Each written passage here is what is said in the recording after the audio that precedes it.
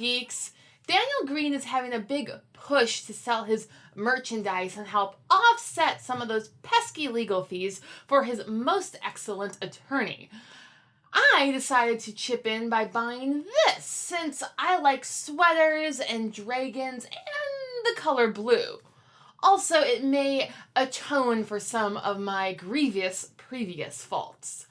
Moving on, let's talk about the Wheel of Time, finally, Season 3. Next season will drop, for me, the Saturday or Sunday after I record this, with that exclusive episode 1 preview Amazon has so generously offered the fans. But by the time this episode actually airs, seasons episode 1, 2, and 3 will be dropping tomorrow.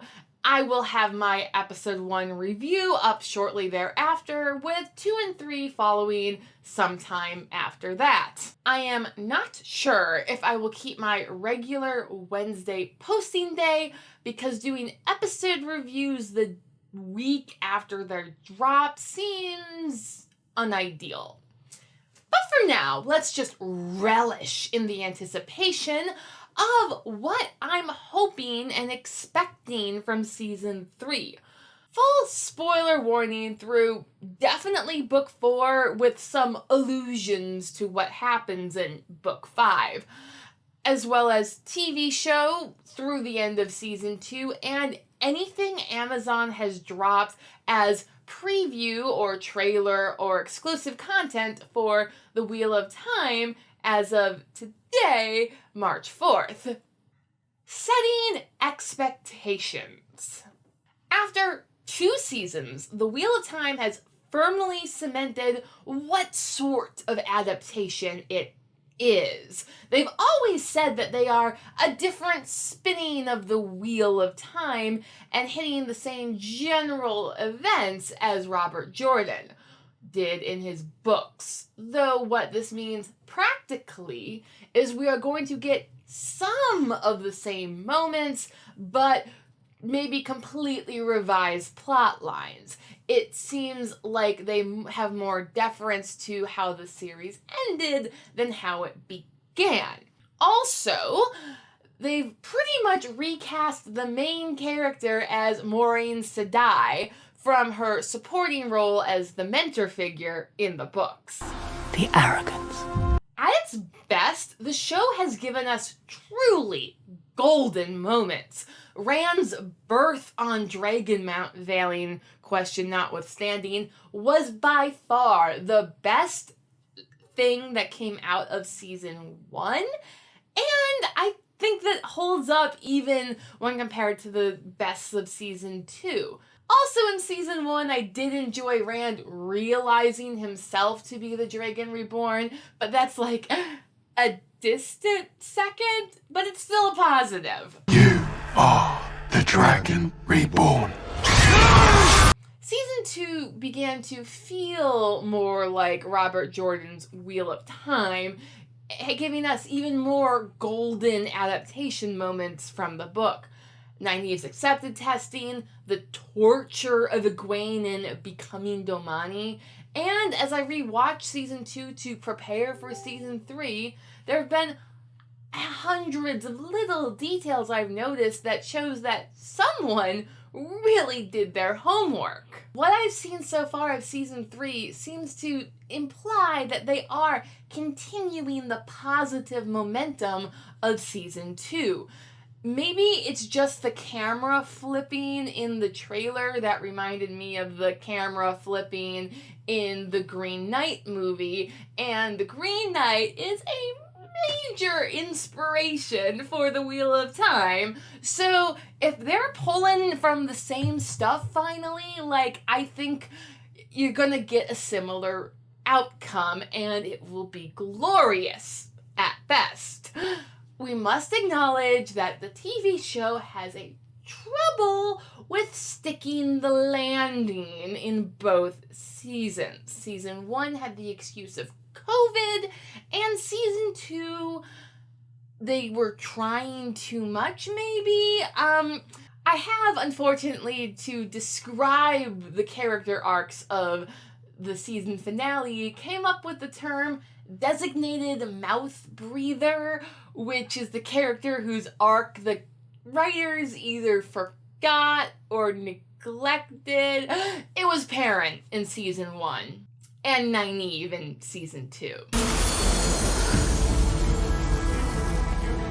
Thus, my threshold expectations, bare bones, is that we are going to get some competent writing that gives us glimpses and allusions to the brilliance of Robert Jordan, but we might get something even better, something that, if doesn't nail it perfectly, at least gets darn close.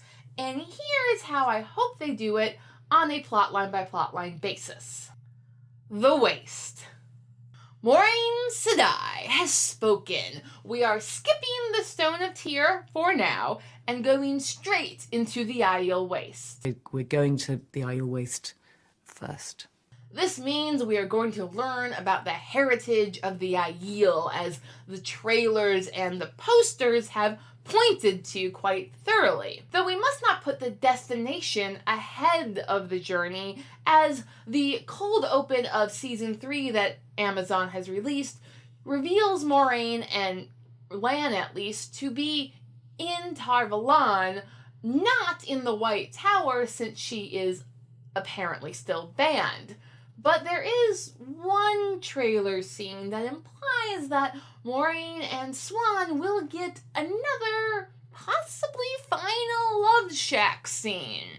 There was also a clip released on Good Morning Britain where it appears that Moraine is addressing the crew in Tar Valon, though the Britain host says it's in Falma? The stakes are high indeed. We have an exclusive look now from the first episode as Rand and his friends and allies reunite in the city of Farm. But Moraine here is talking about South Harbor, and we know that South Harbor is in Tar Valon, and any other remarks about South Harbor are not monetizable on YouTube, so I'm sorry. We also have a frame from the trailer of Egwene looking like she will go through the arches of her accepted test. That's also a big thing that happens in book 3. So Egwene, for certain, is going to have some time in Tar Valon, as well as Moraine. So I would assume Rand's going to be there as well at some point. Though I do hope that Rand's choice to go to the Aiel Waste is going to be against the advice of Maureen Sedai, because that's a really big point in the series, that he starts taking his dragon responsibility seriously. Perhaps too seriously, but we're not there yet. We do get an episode 2 summary from Amazon, which tells us Rand and Egwene forge their own path under Moraine's watchful eye. Thus, I have reason to suppose my hopes will not be in vain. I also wonder, with charitable hindsight, if whatever that deal Rand struck with Lanfear out of nowhere at the end of season 2 was supposed to be a foretaste of whatever the machinations of those two are going to be in season 3. Because Rand learning about his Aiel heritage, although touted as being a major point of season 3, is not the only thing that happens in the Aiel Waste. Rather, he also learns to channel from a Forsaken.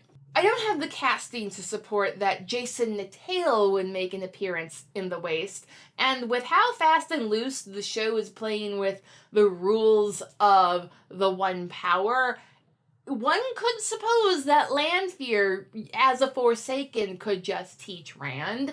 Or maybe she convinces Lord Gabriel to make an appearance in Tel'aran'rhiod, which would also explain how Egwene, according to the episode 5 synopsis, Egwene learns Rand's dark secret. Given that this episode is called Tel'aran'rhiod, I suppose this means that Egwene is going to be actually learning dream walking with the Wise Ones, which I am very excited to see where they go from there. Lastly, this show has made no secret that its main character, Moraine, is totally going to die at the end of this season. And the only way he lives is if I don't. I am very curious to see how they pull it off, since the setup Jordan did in the books for this event, the show has not really done at all. Although we are going to see Moraine and Avienda in the rings where they learn stuff. And I do think that the visions we've seen in the trailers implying they are from the rings is truly a Robert Jordan level flicker, flicker, flicker moment. And I do believe that Lanfear slicing Moraine's throat is one such moment and not the actual ending of season 3. RJ had promised us a flicker moment back when season 2 came out, and I am sorry, but whatever the deal with Perrin's nose was happening in that one episode just still doesn't cut it for me. So I hope they do better this time around and give us some truly wondrous weavings of the Aiel in the waste. Wow. The Broken Tower. Wow. The first 10 minutes that Amazon has dropped of season 3, I think is like the best possible adaptation we could have hoped for of a certain scene that happens off page between books 2 and 3 in the series. That is the Black Aja attacking the tower and getting away with a certain choice number of Tirangrial. You got it? And whatever else I could carry. In the books, we only get this scene told after the fact from Swan Sanche's perspective in strictest confidence to the Wonder Girls about this super secret attack from the Black Aja.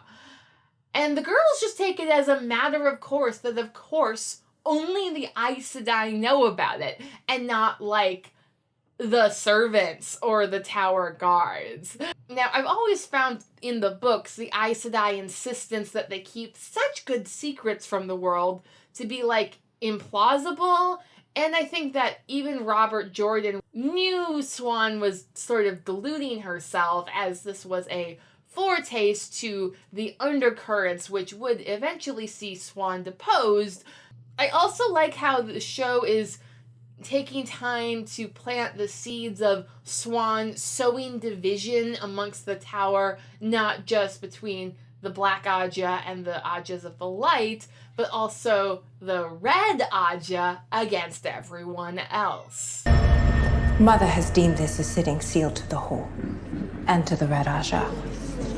Every sitter has the right to speak in the hall. Only 11 sitters are required by tradition. I have no doubt that when Elida Sedai arrives in her glory, along with Queen Morghese, that she will have no problem rallying the Red Sisters to her call. We do know in episode 2 that a dangerous visitor comes to the White Tower.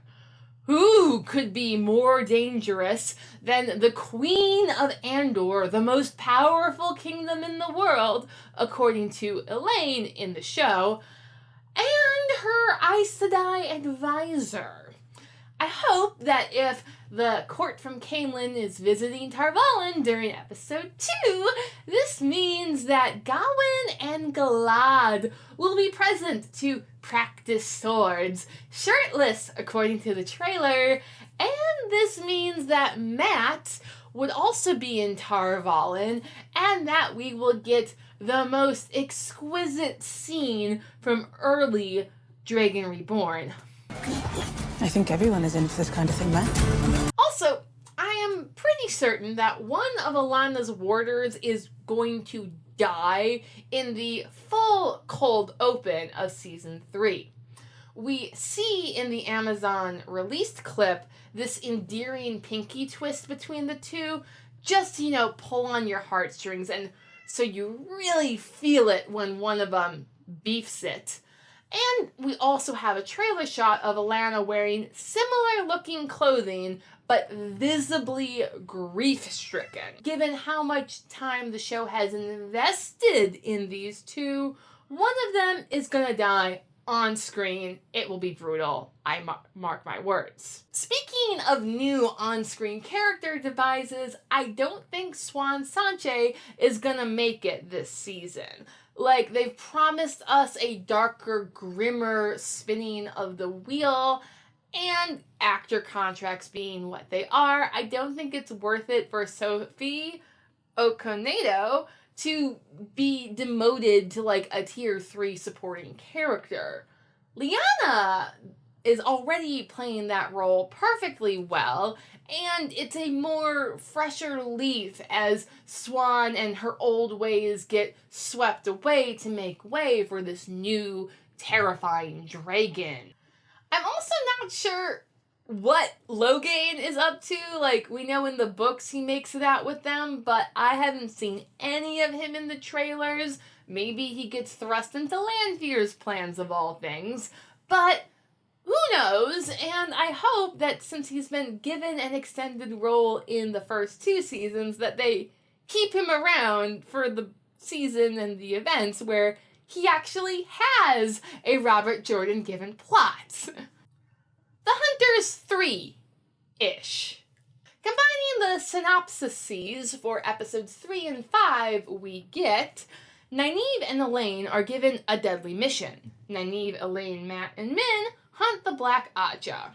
I surmise that the hunt for the Black Aja will begin very similarly to how it began in The Dragon Reborn. The Shadow's roots have taken hold here. Except for instead of being shipped out to Tyr, they're going to go to Tanchico. And that Tanchico is also going to somehow be crossed with Ibu Dar. After all, they did give it this interesting description on Instagram. Tanchico, where strong arms and quick knives rule. Yes, you can follow me, my skirt, and I on Instagram if you want to. While Tanchico was never exactly the nicest of places to visit, knives were definitely more of an Ibudari thing in the books. Now, I'm a bit concerned about this change of sending Matt there because he really didn't have anything to do with the Tanchico plotline in the books, but he also didn't really have anything to do in the finale, at least, of the Aiel Waste. In fact, in the books, he was more or less the designated mouth breather of the Shadow Rising at the end. Notably, he did stop breathing for 9 seconds or days or whatever at one point during the Shadow Rising, which was kind of a big deal, and I hope that they somehow incorporate it in this season. Since there are now 4 hunters in Tanchico, I do wonder if they're really just kind of switching out the Ibu Dar plotline for the Tanchico plotline, as it seems like they've switched out Avienda for Min, and it's basically a wash. Nynaeve and Elaine kind of have the same plot and learn sort of the same lessons in Tanchico as they do later in Ibu Dar, and I do think this fabulous shot of Matt cross-dressing could be him trying to blend in with all the healer women on their way to the place to do the thing. But despite their similarities, Nynaeve does kind of learn 2 different lessons in Tanchico than Ibu Dar. In Tanchico, at least, she learns to overcome her block, which we know is still greatly plaguing her, by being angry all the time. And we have to now spend another 5 books with her being very angry all the time so she can channel. And Nynaeve, when she's angry, isn't exactly likable.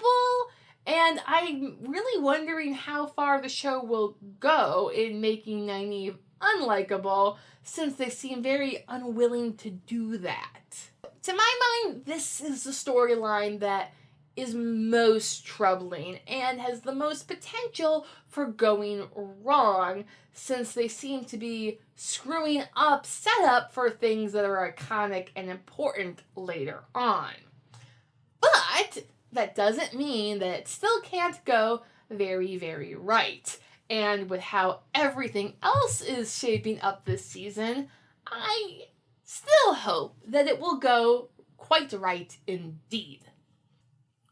Golden Eyes.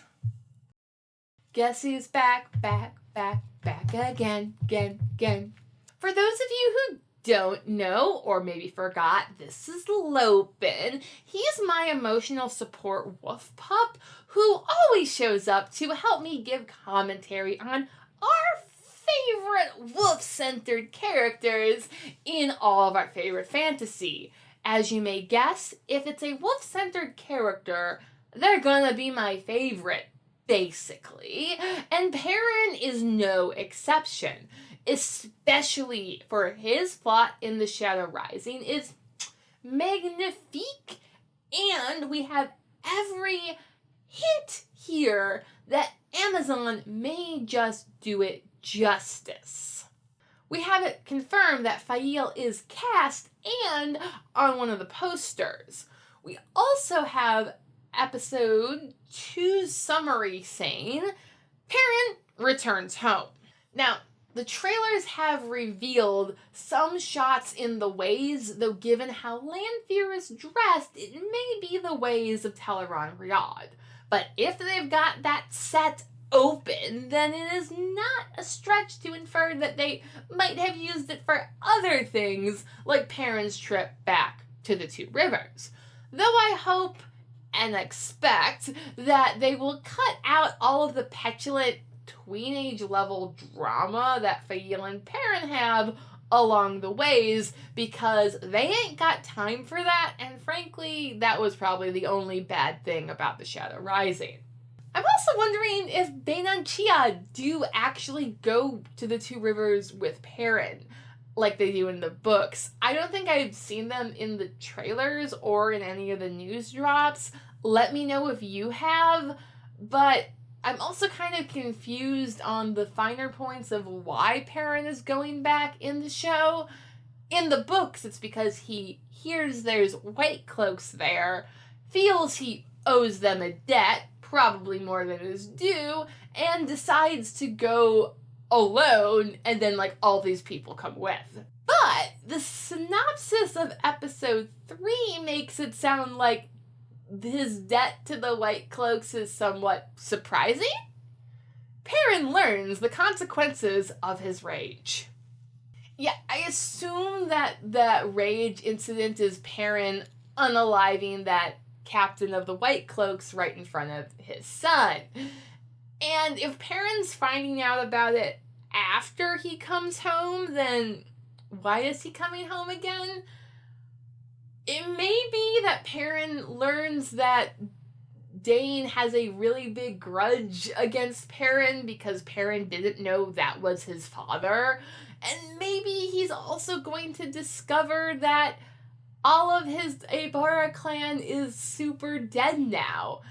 I'll reserve judgment to see how that gets played out, but I hope that if they follow Jordan to this point, they follow through in how he expertly maneuvers into Perrin staging a daring rescue, which we know is going to happen in episode 4.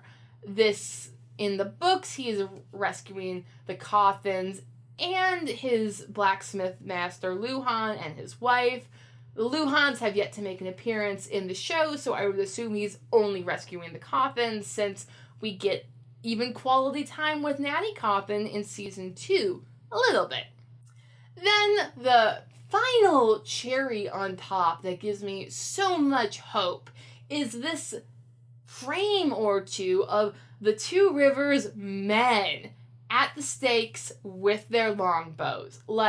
This is pure essence of the Wheel of Time. This is flawed but good men standing up against the forces of evil to protect their family and their homes. And I really, really hope they pay this off because they seem to have everything set up for success, and I just hope they follow through. Let me know where your hopes, fears, and expectations lie for Wheel of Time Season 3 down in the comments. Otherwise, I hope you have a fabulous day, and perhaps like, share, and subscribe if you want to see more. Thanks for watching. Bye!